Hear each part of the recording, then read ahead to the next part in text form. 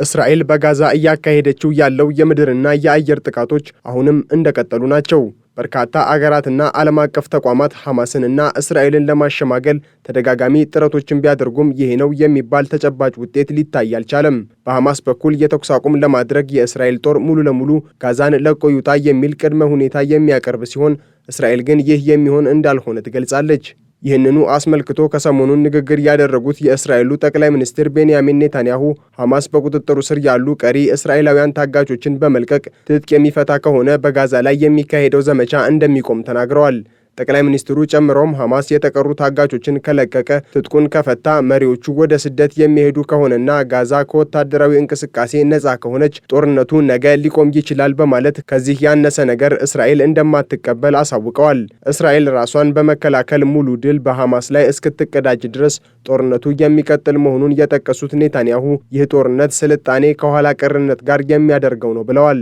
ኔታንያሁ ይህንን መልእክት ያስተላለፉት እስራኤል በጋዛ ላይ እያካሄደችው ባለው ወታደራዊ ዘመቻ ሂደት ላይ ለውጥ እንድታደርግ የምዕራባውያን አገራት መሪዎች ማስጠንቀቂያ ካወጡ በኋላ ነው። የዩናይትድ ኪንግደም ጠቅላይ ሚኒስትር ኬር ስታርመር፣ የፈረንሳዩ ፕሬዝዳንት ኢማኑኤል ማክሮን እና የካናዳው ጠቅላይ ሚኒስትር ማርክ ካርኒ እስራኤል በጋዛ ላይ የምታካሄደውን ወታደራዊ ዘመቻ እንድታቆም አሳስበዋል። መሪዎቹ በጋራ ባወጡት መግለጫ ላይ እስራኤል አዲስ የከፈተችውን ዘመቻ ካቆመችና በእርዳታ አቅርቦት ላይ የጣለችውን ዕቀባ ካላነሳች በምላሹ ጠንከር ያለ እርምጃ እንደሚወስዱ አስጠንቅቀዋል። ይህ ያስቆጣቸው ጠቅላይ ሚኒስትር ቤንያሚን ኔታንያሁ ለመሪዎቹ በሰጡት ምላሽ ሐማስ ከመደምሰሱ በፊት እስራኤል እያካሄደችው ያለውን ሕልውናዋን የመከላከል ጦርነት እንድታቆምና ፍልስጤም አገር ሆና እንድትመሰረት መጠየቅ፣ ሐማስ ለፈጸመው ጥፋት ሁሉ ሽልማት መስጠትና ተጨማሪ ጭፍጨፋን መጋበዝ ነው ብለዋል።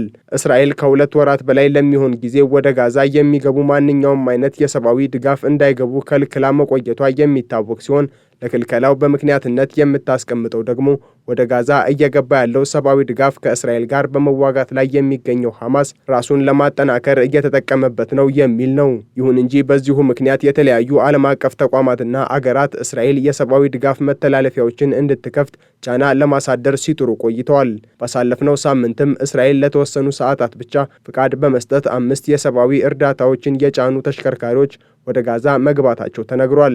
እስራኤል ራሷን ከሽብር ጥቃት ለመከላከል ያላትን መብት እንደሚደግፉ ያመላከቱት ምዕራባውያኑ መሪዎች ነገር ግን እየተባባሰ ያለው የእስራኤል እርምጃ ተመጣጣኝ አይደለም ብለዋል።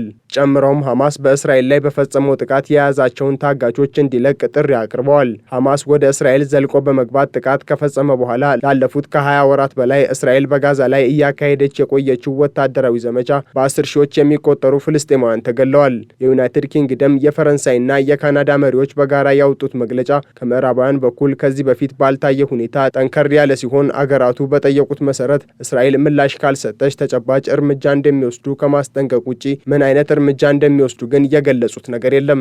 ሶስቱ አገራት በጋራ ያወጡት መግለጫ እንዳለ ሆኖ ባሳለፍነው ማክሰኞ ዕለት በእስራኤል ጉዳይ ለስብሰባ የተቀመጡት የአውሮፓ ህብረት አባል አገራት ህብረቱ ከእስራኤል ጋር ያለውን የንግድና ሌሎች የሁለትዮሽ ስምምነቶች ለመከለስ መስማማታቸውን ጄሩሳሌም ፖስት አስነብቧል። የህብረቱ አባል ከሆኑት 27 የአውሮፓ አገራት ውስጥ 17ቱ የአውሮፓ ህብረት በእስራኤል ላይ ያለውን ፖሊሲ ለመቀየር ያቀረበውን ሐሳብ እንደሚደግፉት ተገልጿል።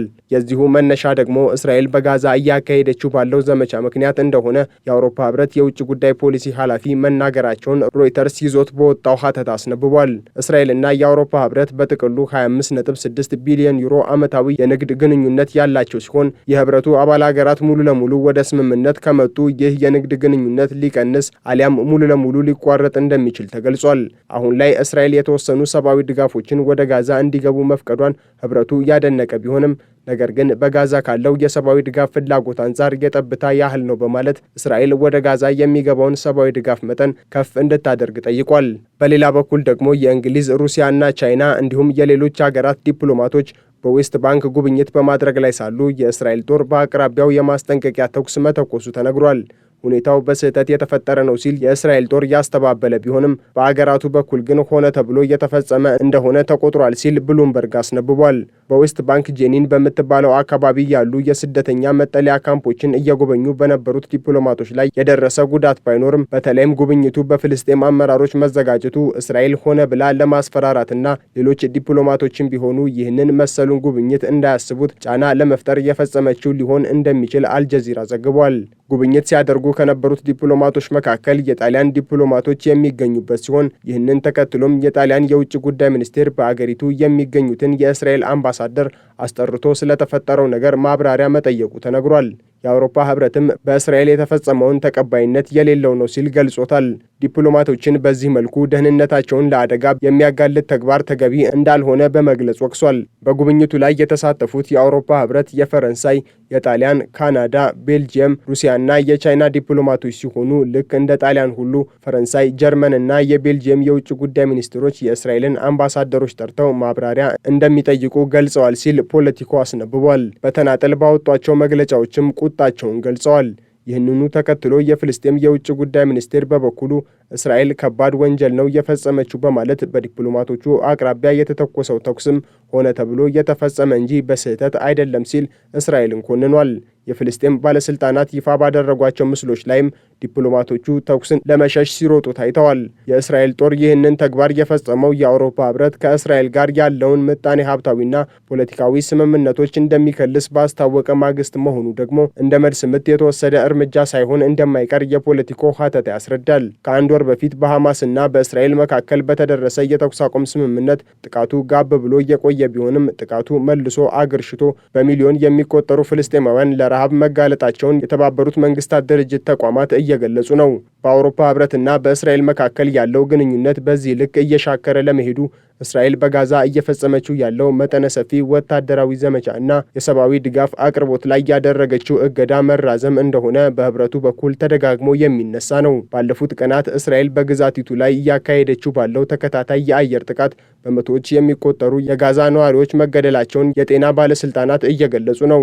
ለሳምንታት ተቋርጦ የነበረው የሰብአዊ እርዳታ አቅርቦት በተወሰነ መጠን እንዲቀጥል እስራኤል ብትፈቅድም አቅርቦቱ ውቅያኖስ ላይ ጠብታ የመጨመር ያህል መሆኑን የመንግስታቱ ድርጅት አስታውቋል።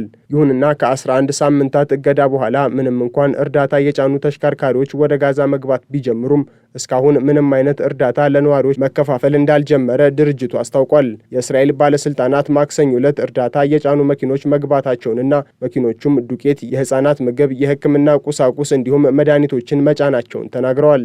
ነገር ግን የተባበሩት መንግስታት ምንም እንኳን በፍልስጤም ግዛት ከረም ሻሎም መኪኖች የደረሱ ቢሆንም እርዳታ መከፋፈል አለመጀመሩን ተናግሯል። የድርጅቱ ቃል አቀባይ ስቴፋኒ ዲጃሪክ እንዳሉት ከሆነ ቡድኑ እስራኤል በአካባቢው መንቀሳቀስ እንድትፈቅድላቸው ለረጅም ሰዓታት ሲጠበቅ የቆየ ቢሆንም ነገር ግን የእርዳታ ቁሳቁሶችን ወደ መጋዘናችን ሊያመጡልን አልቻሉም ማለታቸውን ቢቢሲ ዘግቧል።